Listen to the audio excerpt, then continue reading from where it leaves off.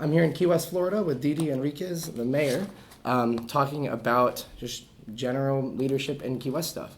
So, question number one, Mayor Henriquez, you spent decades serving. What was the specific moment or issue that made you decide to step up and lead the city you were born and raised in? Okay, so I'm going to give you a little history and thank you for coming here and learning about our city and what I've done. So prior to me becoming mayor, I was the Monroe County tax collector. And I started in 1985, worked my way up. It's an elected position. So every 4 years, which is presidential year, that term would come up. So in 1999, I ran for tax collector and I got elected, and I was tax collector for 20 years, ran opposed every 4 years. I retired after 31 years for about 15 months. And so you talked about service. I have served customer service all my life since 1985.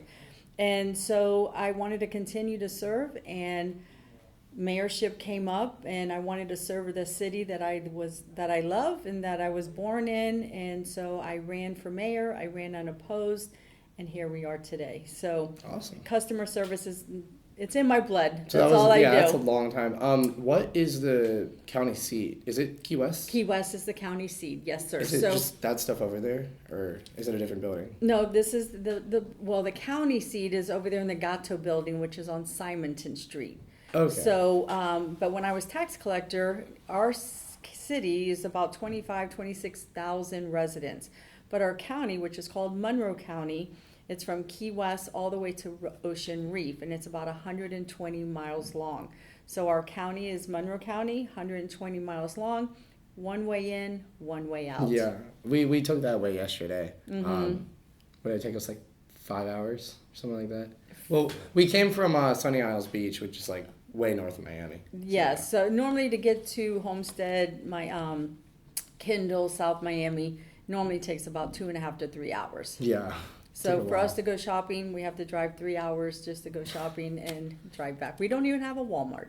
So for main transportation, obviously the road exists. Yes. Would you say people fly more than they would like take a boat?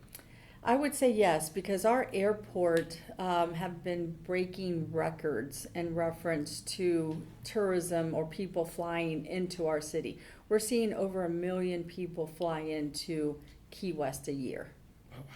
That's yes. insane. So like I did say, we have about 25 to 26,000 residents, but we could see up to possibly 80,000 residents in a course of a day because of our tourism and special events like Fantasy Fest. I don't know if you've ever heard of Fantasy Fest. It's in October, but we'll have 60,000 people on Duvall Street. That's crazy. Yes.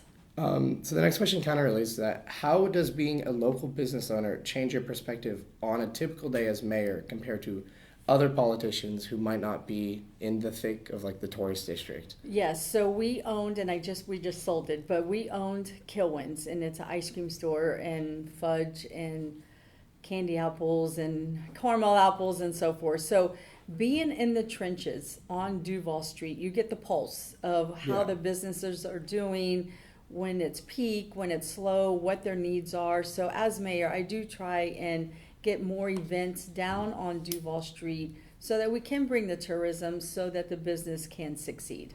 So Duvall Street is the main street? Yes, sir. Yes, it is the main street. It's like the vein of our city, yes. That's what I thought.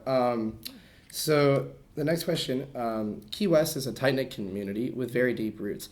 How do you balance the needs of the multi-generational locals with the pressures of being a world-class tourism destination? So if you're born in Key West, you're called a conch. I don't know if you've ever heard of the conch because I mispronounced it. I said conch, and that's how I've always been saying it. And everybody always says conch, but it's conch. It's Conch. So when you're born here, you're called a conch. And so when you're here 7 years, you're called a freshwater conch. So, and a conch is tough. You know, the meat is tough, and so are we. We're very resilient down here, so we try and make that balance with our locals, the tourism, and you know, we also have the military here. So we've had the military here for years and years and years, and our town just supports the military and whatever their needs are, and whatever the tourist needs, there's a balance, and that's what we do. Do you know how many personnel the base has here? I don't know, but I know it's very significant because Okay. we have the Coast Guard, we have the Navy, we have JIADV. So we're a very military city as well. Oh yeah, I'll check it in Yes. post. Yeah, because I my dad served in the Marines and the Navy for like forever. Yes. So anytime there's a Navy base, I feel like at home because I've lived on a couple. And actually, before having this interview with you today, I just came from the Military Affairs Awesome. Committee. So I'm very involved with our military throughout the year. That's good. Yeah. So this is going to be about the environment, kind of. So in Appalachia, which is where I go to school, we worry about mountain terrain and snow.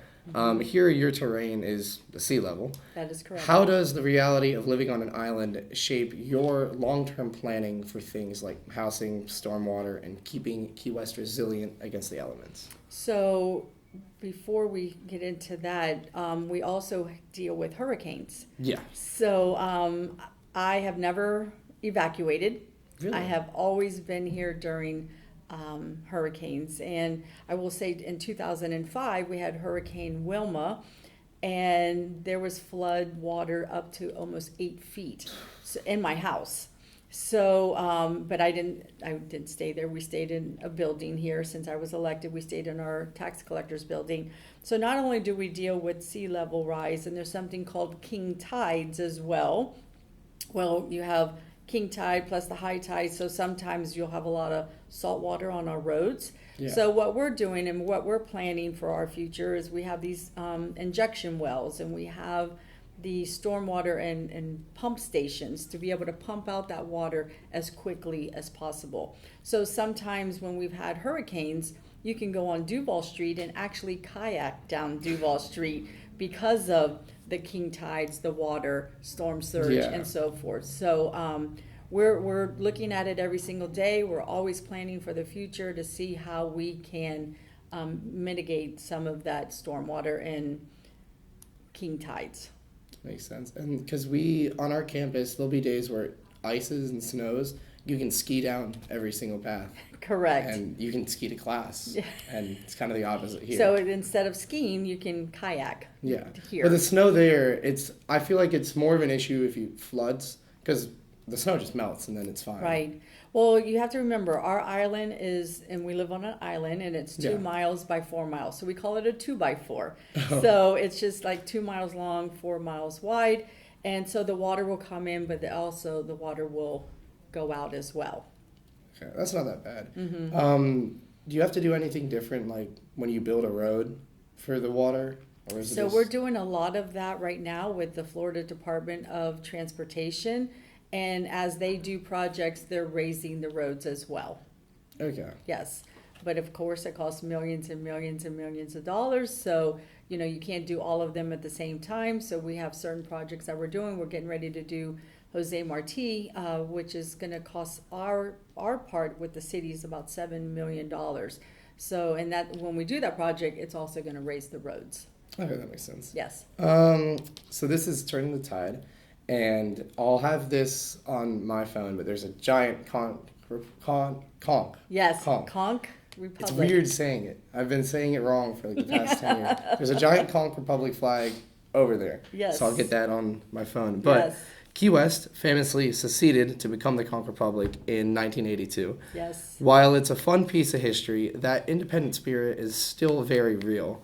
How does that unique cultural identity influence the way you actually govern the city today? So the Conch Republic, like I said earlier, is very strong, very tough, very resilient. So we can pretty much handle just about everything. We take very much pride in the Conch Republic. We take much pride saying that we are a Conch from our city. We are one human family. We accept everybody here. It's very relaxed. The speed limit's 20, 30 miles an hour in some places. So we're not in a hurry. And if we don't get it done today, we'll get it done tomorrow. So that's what makes us so unique down here. You can come down here. It's very special. Get that salt in your shoes or the sand in your shoes, as they would say, and you can act like a conch while you're here. Well, we went to the beach and we were on these rocks, and I said, I told them that we went to the Conch Republic, and this dude looked at me. He was like, "You're pronouncing it wrong." And I'm like, Yeah, so you went to the Conch Republic seafood? "Yeah, Yes. and that was great." And then Yes. we went down to it's like the southwest Southernmost point, yes. like the beach where the rocks are, and we swam out to like the pile of rocks and climbed those. Yeah. Oh, okay. So Fort Zachary, is that where Yes, you went? Zachary Taylor, yeah. Fort Zachary Beach. So were you able to go to the southernmost point? We drove by it because it was like we couldn't really park at it, but we saw the monument and everything. Okay, because it did, right now the original place is under construction. So Yeah. you may have seen the construction. So we moved, well, we didn't move the buoy, we just made a temporary buoy. And that is 90 miles from Cuba. So that's how Makes close sense. you are to Cuba. 90 miles. There's no boats that have ever. Actually, let me rephrase that. When was the last boat that you've known that has sailed from here to Cuba? I want to say, don't do your research, Well, but I yeah. do believe it was in the 50s. There used to be a ferry. They used to go from Really? Key West to Cuba every day. They would even put their cars on the barge and take their cars over to Cuba. And my mother-in-law, she, back in the 50s, she was the Cuban queen back in the day. So, Really? yes, so there was a ferry, and it used to go back and forth every day. What was your mother-in-law's name?